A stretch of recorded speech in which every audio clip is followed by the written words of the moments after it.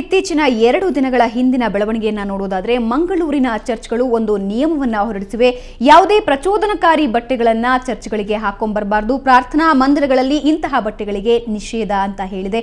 ಇದು ಸಾಕಷ್ಟು ವಾದ ವಿವಾದಗಳಿಗೆ ಚರ್ಚೆಗೆ ಎಡೆ ಮಾಡಿಕೊಟ್ಟಿದೆ. ಹಾಗಾದ್ರೆ ಯಾವುದು ಸರಿ ಯಾವುದು ತಪ್ಪು ಅನ್ನೋದ್ರ ಬಗ್ಗೆ ಇವತ್ತಿನ ದುನಿಯಾದಲ್ಲಿ ಚರ್ಚಿಸೋಣ. ಇದೆ ಈ ಹೊತ್ತಿನ ದುನಿಯಾ ವಿಶೇಷ ಫರ್ಮಾನು ಫಜೀತಿ.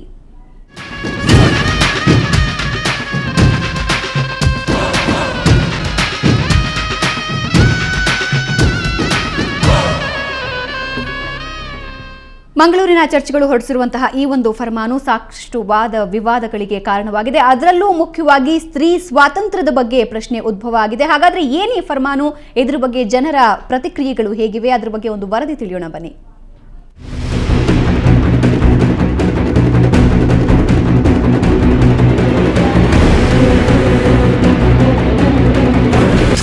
ಮೈಕಂಟುವ ಟೀ ಶರ್ಟ್ ತೊಡುವಂತಿಲ್ಲ, ಸ್ಲೀವ್ಲೆಸ್ ಡ್ರೆಸ್ ಹಾಕುವಂತಿಲ್ಲ, tight jeans pant ban. Mangaluru ಚರ್ಚ್ಗಳ ಹೊಸ ಫರ್ಮಾನು. ಹೌದು, ಈ ಎಲ್ಲ ಡ್ರೆಸ್ ತೊಟ್ಟು ಇನ್ಮೇಲೆ ಚರ್ಚ್ ಪ್ರವೇಶಿಸುವಂತಿಲ್ಲ. ಹೀಗಂತ ಮಂಗಳೂರಿನ ಚರ್ಚ್ಗಳು ಹೊಸ ಫರ್ಮಾನು ಹೊರಡಿಸಿವೆ. ಕ್ರಿಶ್ಚಿಯನ್ ಯುವತಿಯರು ಪ್ರಾರ್ಥನೆ ವೇಳೆ sleeveless dress, short skirt, tight jeans pant ಹಾಕಿ ಚರ್ಚ್ನಲ್ಲಿ ಪ್ರಾರ್ಥನೆ ಮಾಡುವಂತಿಲ್ಲ. ಅಸಭ್ಯ, ಅಶ್ಲೀಲ ಎನಿಸುವಂತಹ ಉಡುಗೆ ತೊಡದಂತೆ ಧರ್ಮಗುರುಗಳು ಸೂಚನೆ ಹೊರಡಿಸಿದ್ದಾರೆ. Opposition, I can't oppose. For my daughter, I always make her wear. Yeah, their own parents only should look after it, not anybody else. Nobody has the right. And I see to that what my daughter wears. And I see to it what she takes when I take her for the shopping. I don't like body to be seen like. ಪಾದ್ರಿಗಳ ಈ ನಿರ್ಧಾರಕ್ಕೆ Christian ಸಮುದಾಯದಲ್ಲಿ ವ್ಯಾಪಕ ಬೆಂಬಲ ವ್ಯಕ್ತವಾಗಿದೆ. ಮಹಿಳೆಯರು ಈ ಕ್ರಮವನ್ನು ಸ್ವಾಗತಿಸಿದ್ದಾರೆ. ಚರ್ಚ್ಗಳಲ್ಲಿ ಅಸಭ್ಯ ತೊಡುಗೆ ಸರಿಯಲ್ಲ, ಇಲ್ಲಿ ಪ್ರಾರ್ಥನೆಗೆ ಮಾತ್ರ ಅವಕಾಶ. ಹಾಗಾಗಿ ಅಂಗಾಂಗ ಪ್ರದರ್ಶನದ ಡ್ರೆಸ್ಗಳನ್ನು ತೊಡೋದು ಸರಿಯಲ್ಲ ಎಂಬ ಪೂರಕ ಅಭಿಮತ ವ್ಯಕ್ತವಾಗಿದೆ.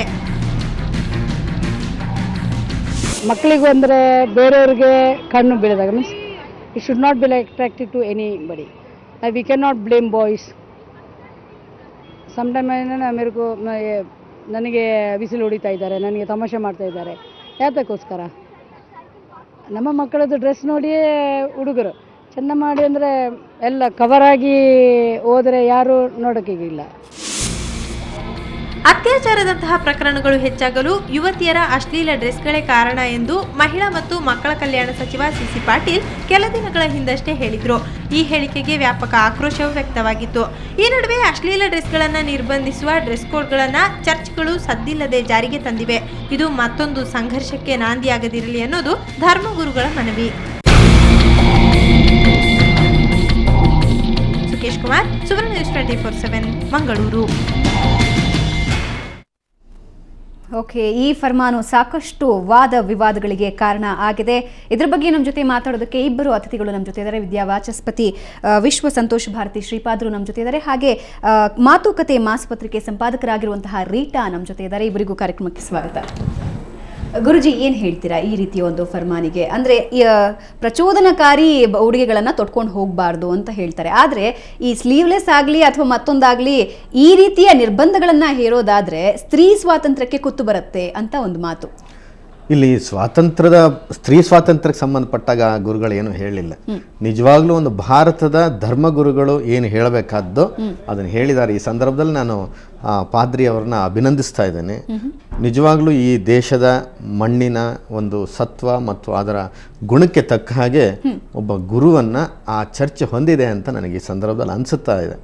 ಯಾಕೆಂತಂದ್ರೆ ಅವರು ಸ್ವಾತಂತ್ರ್ಯವನ್ನ ಏನಾದ್ರು ಬಂಧಿಸಿಟ್ಟು ನೀವು ಈ ಜೀವಮಾನವಿಡೀ ಹೀಗೆ ಇರಬೇಕು ಹಾಗೆ ಇರಬೇಕು ಅಂತ ಏನು ಹೇಳಲಿಲ್ಲ. ಪ್ರಾರ್ಥನಾ ಸಂದರ್ಭದಲ್ಲಿ ಪ್ರಾರ್ಥನಾ ಮಂದಿರಕ್ಕೆ ಬರಬೇಕಾದ್ರೆ ಒಂದು ಅಸಭ್ಯ ರೀತಿಯಲ್ಲಿ ಕಾಣುವಂಥದ್ದಾಗಲಿ ಅಥವಾ ಅರೆಬರೆ ರೀತಿಯಲ್ಲಿ ಬಟ್ಟೆ ಉಡುವಂಥದ್ದಾಗಲಿ ಅಥವಾ ಇನ್ನೊಬ್ಬರಿಗೆ ಪ್ರಚೋದನೆ ಆಗುವಂಥ ಬಟ್ಟೆಗಳು ಉಡುಗೆ ತೊಡುಗೆಗಳನ್ನು ಮಾಡುವಂಥದ್ದನ್ನು ಸ್ವಲ್ಪ ಕಡಿಮೆ ಮಾಡಿಕೊಂಡು ಪ್ರಾರ್ಥನೆಗೆ ಹೆಚ್ಚು ಒತ್ತನ್ನು ಕೊಡಿ ಅಂತ ನಿಜವಾಗ್ಲೂ ಒಬ್ಬ ಧರ್ಮಪೀಠದಲ್ಲಿ ಇದ್ದಂಥವರು ಹೇಳ್ತಕ್ಕಂಥ ಮಾತು. ಇದನ್ನು ಒಂದು ಪೋಷಕರು ಹೇಳಿದರೆ ಆ ಮಕ್ಕಳು ಕೇಳ್ತಿರ್ಲಿಲ್ಲ. ಒಬ್ಬ ಧರ್ಮಗುರು ಹೇಳೋದ್ರಿಂದ ಪೋಷಕರಿಗೂ ಇನ್ನೊಂದಿಷ್ಟು ಹೇಳಲಿಕ್ಕೂ ಅನುಕೂಲ ಆಗುತ್ತೆ. ಮಕ್ಕಳನ್ನ ದಾರಿ ತಪ್ಪಿಸುವಂಥದ್ದು ಏನಿಲ್ಲ ಇದರೊಳಗೆ. ಒಳ್ಳೆ ಬಟ್ಟೆನ ಹಾಕ್ಕೊಂಡು ಒಳ್ಳೆ ರೀತಿಯಲ್ಲಿ ಬನ್ನಿ ಅಂತ. ಅದೇ ರೀತಿ ಈಗ ನೋಡಿ, ಈಗ ಒಬ್ರು ಇಂಟರ್ನಲ್ ನೀವೇ ತೋರಿಸ್ತಾ ಇದ್ದೀರಿ, ಪ್ರಚೋದನೆ ಆಗುವಂಥದ್ದು ಹೇಗೆ ಅಂತಂದರೆ ಒಂದು ವಯಸ್ಸು ಅಂತಿದೆ, ಆ ಹದಿಹರೆಯದ ವಯಸ್ಸು ಇದೆಯಲ್ಲ, ಆ ಸಂದರ್ಭದಲ್ಲಿ ಇವ್ರು ಬರ್ತಕ್ಕಂಥದ್ದು ಅಥವಾ ನೋಡ್ತಕ್ಕಂಥ ರೀತಿ ನೀತಿಗಳಿಗೆ ಕಣ್ಣಿಗೆ ಯಾವಾಗ ದೃಷ್ಟಿಗೆ ಅದು ಬೀಳುತ್ತೋ ಮನಸ್ಸಿನಲ್ಲಿ ಏನೋ ರೀತಿಯಾದಂಥ ಭಾವನೆಗಳು ಬರ್ಬೋದು. ಚರ್ಚ್ನಲ್ಲಿ ಇರಬೇಕಾದಂಥ ಆ ಸಂದರ್ಭ ಏನಿದೆ ಅಂತಂದರೆ ಭಗವಂತನ ಮೇಲೆ ಇರಬೇಕಾದಂಥ ಒಂದು ಪ್ರೀತಿ, ಅವನ ಮೇಲೆ ಇರತಕ್ಕಂಥ ಒಂದು ಸ್ವಲ್ಪ ಹೊತ್ತಿನಾದರೂ ಒಂದು ಆ ಸಂಬಂಧ, ಆ ಸಂಬಂಧದಲ್ಲಿ ಮನಸ್ಸು ಕಲುಷಿತವಾಗಬಾರ್ದು ಅನ್ನೋದಕ್ಕೆ ಅವ್ರು ಹೇಳಿರ್ತಕ್ಕಂಥ ಮಾತು. ನಿಜವಾಗ್ಲೂ ನನ್ನ ಅಭಿಪ್ರಾಯ, ವೈಯಕ್ತಿಕ ಅಭಿಪ್ರಾಯದಲ್ಲಿ ಇದು ಕೇವಲ ಚರ್ಚಿಗಷ್ಟೇ ಅಲ್ಲ, ಎಲ್ಲ ದೇವಸ್ಥಾನಗಳಿಗೂ, ಎಲ್ಲ ಚರ್ಚ್ಗಳಲ್ಲೂ, ಎಲ್ಲ ಪ್ರಾರ್ಥನಾ ಮಂದಿರಗಳಲ್ಲೂ ಭಾರತದಾದ್ಯಂತ ಮಾಡಿದ್ರೆ ನಿಜವಾಗ್ಲೂ ಒಂದು ಭಾರತದ ಮಹಿಳೆಯರಿಗೆ ಒಂದು ಒಳ್ಳೆ ಸ್ಥಾನಮಾನವನ್ನು ಒಬ್ಬರು ಕೊಟ್ಟಿದ್ದಾರೆ ಅಂತ. ಓಕೆ ರೀಟಾ ಅವರೇ, ನೀವೇನು ಹೇಳ್ತೀರಾ? ಅಂದರೆ ಇವ್ರಿಗೆ ಈಗಾಗಲೇ ಸ್ವಾಮೀಜಿಯವರು ಹೇಳಿಬಿಟ್ಟಿದ್ದಾರೆ, ಚರ್ಚ್ ಪಾದ್ರಿಗಳು ಧರ್ಮಗುರುಗಳು ಏನು ಹೇಳ್ತಾರೋ ಅದಕ್ಕೆ ಹೆಚ್ಚಿನ ಒತ್ತಿರುತ್ತೆ ಅಂತ ಹೇಳಿ. ಈ ಒಂದು ವಿಷಯವನ್ನು ಅಂದರೆ ಈ ಚರ್ಚಲ್ಲಿ ಮೊದಲನೇದಾಗಿ ಇದು ಮಂಗಳೂರಿನ ಎಲ್ಲ ಚರ್ಚ್ಗಳು ಮಾಡಿರುವಂಥ ಫರ್ಮಾನ್ ಅಲ್ಲ, ಇದನ್ನು ನಾವು ಮೊದಲು ಗಮನಿಸಬೇಕು. ಮತ್ತು ಇದು ಒಂದು ಚರ್ಚಲ್ಲಿ ಒಬ್ಬ ಪಾದ್ರಿ ಮಾತ್ರ ಕೊಟ್ಟಿರುವಂಥ ಹೇಳಿಕೆ. ಓಕೆ, ಅದು ಒಂದು ವಿಚಾರ. ಎರಡನೇದಾಗಿ ಇಲ್ಲಿ ಒಬ್ಬ ಧರ್ಮಗುರು ಎಲ್ಲಿ ಅಶ್ಲೀಲವಾದಂಥ ಬಟ್ಟೆ ಅಥವಾ ಅಚ್ಚುಕಟ್ಟಾದ ಬಟ್ಟೆ ಹಾಕ್ಕೊಂಡು ಬರಬೇಕು ಅಂತ ಹೇಳುವಾಗ ಅಚ್ಚುಕಟ್ಟು ಅಂತ ಅನ್ನೋದು ಯಾವುದು ಅನ್ನುವಂಥದ್ದು ಮೊದಲನೇ ಪ್ರಶ್ನೆ ಬರುತ್ತೆ. ಓಕೆ. ಎರಡನೇದಾಗಿ ದೇವಸ್ಥಾನಕ್ಕೆ ಹೋಗೋದು ಧರ್ಮಕ್ಕಾಗಿ, ದೇವ್ರ ಜೊತೆಗಿನ ಒಂದು ಸಂಬಂಧಕ್ಕಾಗಿ, ಪ್ರಾರ್ಥನೆಗಾಗಿ ಅಂತ ಹೇಳೋದಾದರೆ, ಯಾವುದೋ ಒಂದು ವಿಚಾರದ ಬಗ್ಗೆ ಡಿಸ್ಟ್ರಾಕ್ಟ್ ಆಗ್ಬೋದು ಅಂತನ್ನೋದಾದರೆ ಅವರನ್ನು ಭಕ್ತರು ಅಂತ ಕರಿಬಹುದಾ ಅನ್ನುವಂಥದ್ದು ಇನ್ನೊಂದು ಪ್ರಶ್ನೆ. ಓಕೆ. ಯಾರೆಲ್ಲ ಮಾಲ್ಗಳಲ್ಲಿ ಬೇರೆ ಕಡೆ ಅಷ್ಟೇ ಪ್ರಚೋದಿತರಾಗ್ತಾರೆ, ಚರ್ಚ್ ಅದಕ್ಕೇನು ವಿಶೇಷವಾದಂಥ ಸ್ಥಳ ಏನಾಗ್ಲಿಕ್ಕಿಲ್ಲ. ಅಲ್ಲಿಗೆ ಬರೋರು ಅಂಥ ಕುಚೋದ್ಯಗಳೇ ಇರ್ತಾರೆ, ಹೊರಗಡೆ ಇರುವಂಥವ್ರು ಅಂಥ ಕುಚೋದ್ಯಗಳೇ ಇರ್ತಾರೆ. ಯಾರು ಈ ಡ್ರೆಸ್ ನೋಡಿ ಅಷ್ಟೊಂದು ಸುಲಭವಾಗಿ ಡಿಸ್ಟ್ರಾಕ್ಟ್ ಆಗ್ಬೋದು ಅಂತ ಅನ್ನೋದಾದ್ರೆ ಅವ್ರು ಚರ್ಚಿಗೆ ಬರಬಾರ್ದು ಅಥವಾ ದೇವಸ್ಥಾನಗಳಿಗೆ ಹೋಗಬಾರ್ದು. ಏನು ಹೇಳ್ತೀರಾ ಗುರುಜಿ? ಇಲ್ಲ, ಒಂದು ಮಾತು ನೆನಪಿಗೆ ಬರುತ್ತೆ, ಏನಂತಂದರೆ ಮಾಂಸ ತಿಂತೇವೆ ಅಂಥೇಳಿ ಮೂಳೆ ಸಾರುಗಳು ಮಾಡ್ಕೊಳಕ್ಕಾಗಲ್ಲ. ಅದು ಆ ಸಂದರ್ಭಕ್ಕೆ ಊಟವನ್ನು ಮಾಡಬೇಕು, ಮುಗೀತದೆ. ಇವ್ರು ಹೇಳೋದು ಒಂದು ಮಾತಂತೂ ಸತ್ಯ, ಪ್ರಚೋದನಕಾರಿಯಾಗಿರುವಂಥ ತಿರುಗಾಟದಲ್ಲಿ ಓಡಾಟದಲ್ಲಿ ಬಟ್ಟೆಯಿಂದ ಆಗುತ್ತೆ ಅಂದರೆ ಎಲ್ಲಿ ಬೇಕಾದ್ರೂ ಆಗುತ್ತೆ ಅಂತ. ಈಗ ಮಾರ್ಕೆಟ್ಗಳಿಗೆ ಹೋಗುವಂಥದ್ದಾದರೆ ಅಥವಾ ಇನ್ನೊಂದು ಕಡೆ ಎಲ್ಲೋ ಹೊರಗಡೆ ಹೋದಾಗ ಕಾಣುವಂಥದ್ದಾದರೆ ಅದು ಅವರವರ ವೈಯಕ್ತಿಕ ವಿಷಯ. ಇವ್ರು ಹೇಗಿರ್ತಾರೆ ಅಥವಾ ಅವನು ನೋಡೋವಂಥವ್ನ ಕಣ್ಣು ಹೇಗಿರ್ತದೆ, ಅದಕ್ಕೆ ಸಂಬಂಧವಾಗಿ ಇವ್ರು ಹೇಗೆ ಸ್ಪಂದಿಸ್ತಾರೆ, ಅದು ಅವ್ರಿಗೆ ಬಿಟ್ಟಿದ್ದು. ಪ್ರಾರ್ಥನಾ ಮಂದಿರ ಅನ್ನುವಂಥದ್ದು ಏನು ಸಮಯ ಅಂತಿದೆ, ಒಂದು ನಿಗದಿತ ಒಂದು 10 ನಿಮಿಷನೋ ಅರ್ಧ ಗಂಟೆನೋ ಅಥವಾ 1 ಗಂಟೆನೋ ಎಷ್ಟು ಹೊತ್ತಿರ್ತೀವೋ ಬೇರೆ ಎಲ್ಲವನ್ನು ಬಿಟ್ಟು ಮನಸ್ಸನ್ನು ನೇರವಾಗಿ ಭಗವಂತನೆಡೆಗೆ ಕೇಂದ್ರೀಕೃತವಾಗಿ ಮಾಡ್ತಕ್ಕಂಥ ಒಂದು ಮನಃಶಾಸ್ತ್ರ ಹೇಳಬಹುದಾದಂಥ ಒಂದು ವಿಷಯ. ಏನಂತಂದರೆ ಆ ಸಂದರ್ಭದಲ್ಲಾದರೂ ಬೇರೆ ಎಲ್ಲವನ್ನು ಜಂಜಾಟಗಳನ್ನು ಬಿಡಬೇಕು ಅಥವಾ ಮನಸ್ಸಿನೆಲ್ಲ ಈ ಏರಿಳಿತಗಳನ್ನು ಬಿಡಬೇಕು. ಈ ಮೋಹ ಮದ ಮತ್ಸರಗಳನ್ನು ಬಿಟ್ಟು ಭಗವಂತನೆಡೆಗೆ ನೀನು ನನ್ನನ್ನು ಇಲ್ಲಿಗೆ ಬಿಟ್ಟಿದೀಯಾ, ನಾನು ಎಷ್ಟೋ ತಪ್ಪುಗಳನ್ನು ಮಾಡಿರ್ಬೋದು, ಆ ತಪ್ಪುಗಳನ್ನು ಮನುಷ್ಯರ ಜೊತೆ ಮುಂದಿನ ದಿನಗಳಲ್ಲಿ ನನ್ನನ್ನು ಒಳ್ಳೆ ರೀತಿಯಾಗಲಿ ಮಾಡು ಅಂತ ಕೇಳುವ ಸಂದರ್ಭದಲ್ಲೇ ತಪ್ಪು ಮಾಡ್ಕೊತ ಇದ್ಬಿಟ್ರೆ ಒಂದು. ಆಮೇಲೆ ಅದು ಕಣ್ಣಿಗೆ ಕಾಣುವಂಥದ್ದು ಇದೆಯಲ್ಲ, ಅದು ಬೇಕಂತ ಯಾರೂ ಮಾಡ್ಲಿಕ್ಕೆ ಹೋಗೋದಿಲ್ಲ. ಯಾವುದೋ ಒಂದು ರೂಪದಲ್ಲಿ ಆ ರೀತಿಯಾದ ನಡಿಗೆಗಳು, ಆ ರೀತಿಯಾದಂಥ ಡ್ರೆಸ್ಗಳು ಏನಾಗುತ್ತೆ, ಒಂದು ಮನುಷ್ಯ ಅಂತ ಅಂದಾಗ ಎಲ್ಲರೂ ಒಂದೇ ರೀತಿಯಾಗಿ ಅಷ್ಟು ದೃಢವಾಗಿ ಇರ್ಲಿಕ್ಕೆ ಸಾಧ್ಯ ಇಲ್ಲ. ಎಲ್ಲರಿಗೂ ಪಂಚೇಂದ್ರಿಯಗಳ ಮೇಲೆ ನಿಯಂತ್ರಣ ಇರುತ್ತೆ ಅಂತ ಹೇಗೆ ಹೇಳೋಕ್ಕಾಗುತ್ತೆ? ಅದರೊಳಗೂ ಇವತ್ತಿನ ದಿವಸದಲ್ಲಿ ಅದಂತೂ ಹೇಳಕ್ಕೆ ಸಾಧ್ಯವೇ ಇಲ್ಲ. ಅಂಥವ್ರು ಎಲ್ಲೋ ಬೆರಳೆಣಿಕೆನಲ್ಲಿ ಸಿಗಬಹುದೇನೋ. ಅಲ್ಲೇನಾದ್ರು ಆ ಥರದ್ದು ಪ್ರಚೋದನಕಾರಿ ಒಂದು 10-15 ನಿಮಿಷ ಅಥವಾ ದೇವಸ್ಥಾನಕ್ಕೆ ಬಂದಾಗ ಅಥವಾ ಈ ಚರ್ಚಿಗೆ ಬಂದಾಗ ಒಂದು ಸ್ವಲ್ಪ ಹೊತ್ತು ಬಿಟ್ಟ ತಕ್ಷಣ ಅವ್ರು ಕಳ್ಕೊಳ್ಳೋಂಥದ್ದು ಏನಿಲ್ವಲ್ಲ. ಬೇಕಾದ ಒಳ್ಳೆ ಉಡುಗೆ ತೊಡುಗೆಗಳನ್ನು ಬೇಕಾದ ಕಡೆ ಮಾಡ್ಕೊಳ್ಳಿ, ಅಥವಾ ಎಷ್ಟು ಬೇಕೋ ನಿಮ್ಗೆ ಇಷ್ಟ ಬಂದಷ್ಟೇ ಸ್ವಲ್ಪನೇ ಹಾಕ್ಕೊಂಡು ಹೋಗಿ ಅಂತ ಅವರೇ ಇದನ್ನು ನಿಗದಿ ಮಾಡಿಲ್ಲ. ಚರ್ಚ್ಗಳಲ್ಲಿ ಅದರದೇ ಆದಂಥ ಮರ್ಯಾದೆನೇ ಇಟ್ಟುಬಿಡಿ. ಚರ್ಚಿಗೆ ಬರಬೇಕಾದ್ರೆ ತನ್ನದಾದಂಥ ಗೌರವಗಳನ್ನು ವ್ಯಕ್ತಪಡಿಸಿ ಅಂತ ಬಹಳ ಒಳ್ಳೆ ಮಾತನ್ನು ಹೇಳಿರ್ತಕ್ಕಂಥದ್ದು. ನಮ್ಮಲ್ಲೂ ಹಾಗೆಯೇ ಗುರು ಹಿರಿಯರ ಮುಂದೆ ಮಾತಾಡ್ತಕ್ಕಂಥದ್ದೇ ಬೇರೆ ಮಾತಾಗಿರ್ತದೆ. ಅವರು ಶಾಲಾ ಮಕ್ಕಳುಗಳು ಅಥವಾ ಕಾಲೇಜುಗಳು ಹುಡುಗರುಗಳು ಸೇರ್ಕೊಳ್ಳುವಂಥ ಸಂದರ್ಭದಲ್ಲಿ ಮಾತಾಡ್ತಕ್ಕಂಥದ್ದೇ ಬೇರೆ ಮಾತಾಗಿರುತ್ತೆ. ಆ ಮಾತನ್ನೇ ಇಲ್ಲಾಡೋದು ಈ ಮಾತನ್ನ ಅಲ್ಲಾಡೋದಕ್ಕೆ ಈಗಿನ ಹುಡುಗರುಗಳು ಮಾಡಲ್ಲ. ಅಂಥ ಸಂದರ್ಭದಲ್ಲಿ ನಮ್ಮದೇ ಆದಂಥ ಶಿಸ್ತುಬದ್ಧತೆಗಳನ್ನು ಬಾಧ್ಯತೆಗಳನ್ನು ನಾವು ಮಾಡಬೇಕಾಗತ್ತೆ. ಮಕ್ಕಳಿಗೆ ಅರೆಯ ಬಟ್ಟೆಗಳನ್ನು ಹಾಕಿದ್ದೇ ಚಂದ ಮಗಳೇ ಅಂತೇಳಿ ಚಿಕ್ಕ ಪ್ರಾಯದಲ್ಲಿ ಹೇಳಿದ್ರೆ ವಯಸ್ಸಾಗ್ತಾ ಆ ಬಟ್ಟೆಯೂ ಜಾಸ್ತಿ ಆಗುತ್ತೇನೋ ಅನ್ನೋ ಮಟ್ಟಕ್ಕೆ ಇವತ್ತು ಬಂದುಬಿಟ್ಟಿದೆ. ಇವತ್ತಿನ ಸಂಪ್ರದಾಯಗಳೇ ಇಲ್ಲ, ಕೂಡು ಕುಟುಂಬಗಳೇ ಇಲ್ಲ, ಜೊತೆಗೆ ಬಾಳ್ತಕ್ಕಂಥದ್ದಿಲ್ಲ. ಇನ್ನೊಂದು ಕ್ರಿಶ್ಚಿಯನ್ರ ಮೇಲೆ ಬೇಕಾದಷ್ಟು ಜನ ಹೇಳುವಂಥದ್ದಿದೆ.